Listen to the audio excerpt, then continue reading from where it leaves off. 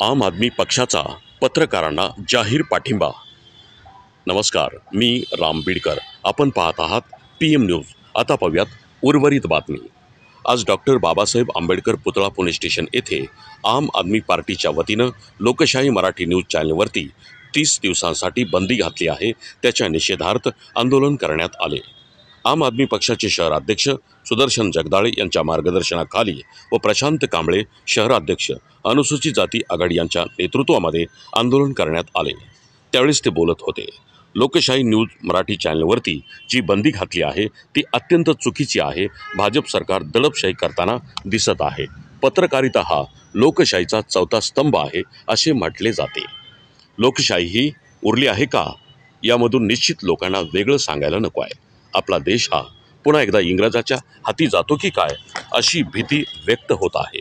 कुठल्याही चॅनलवरती बंदी घालणे सरकार निर्णय घेऊ शकत नाही। नियम कायदे आहेत, त्या कायद्याची अंमलबजावणी आताचे दडपशाही सरकार करताना दिसत नाही।